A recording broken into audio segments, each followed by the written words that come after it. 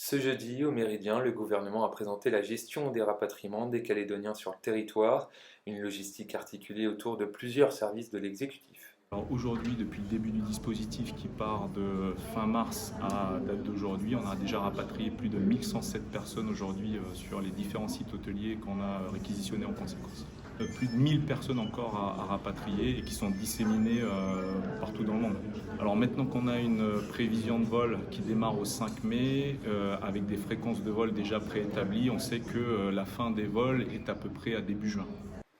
Actuellement, 900 personnes sont placées en quatorzaine, un chiffre qui va être réduit à 600 confinés en moyenne dans les prochains jours.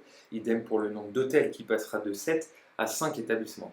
Alors, il y a deux raisons pour le choix. D'une part, c'est qu'on avait besoin de grosses capacités d'hébergement, tout simplement, parce qu'on avait beaucoup de monde à rapatrier qui se signalait comme étant en difficulté à l'étranger. Donc, on avait besoin d'avoir de la superficie capacitaire pour faire venir les gens.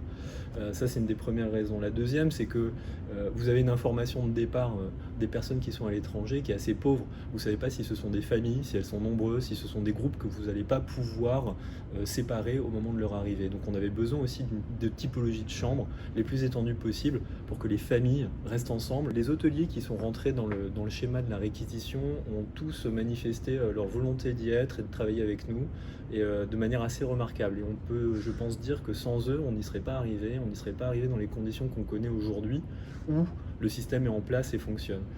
Ensuite, le cadre de la réquisition, c'est un cadre qui prévoit une indemnité des hôteliers. C'est-à-dire qu'ils ne sont pas rémunérés, mais par contre, il y a une neutralité budgétaire pour eux.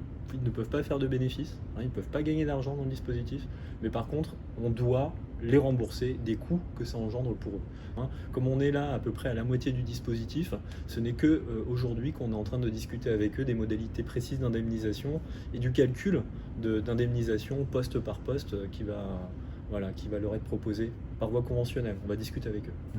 Si une centaine de personnes travaillent dans les hôtels, dont une trentaine d'infirmiers et 10 médecins, la DAS n'oublie pas pour autant les bénévoles.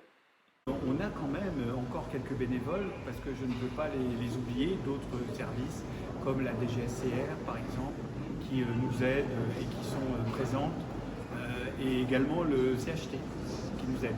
Il y a un vrai respect des consignes, nous sommes très sévères sur le sujet et donc ça induit toute la sécurisation des lieux et la sécurisation de la quarantaine. Donc oui, il y a un véritable respect des règles. Les personnes qui souhaitent être rapatriées doivent répondre à un certain nombre de questions médicales où elles sont, ou non médicales, où elles sont allées, est-ce qu'elles ont des signes, est-ce qu'elles ont été dans des pays où le virus circulait, est-ce qu'elles ont rencontré des personnes qui ont été atteintes du virus, enfin, toute une série de questions qui nous permettent d'évaluer la situation ou le risque que peut représenter cette personne. Le gouvernement a pris également en charge la partie financière du dispositif. Entre le nettoyage des chambres, les repas ou encore la sécurité, l'exécutif a dépensé près de 250 millions de francs depuis le 18 mars.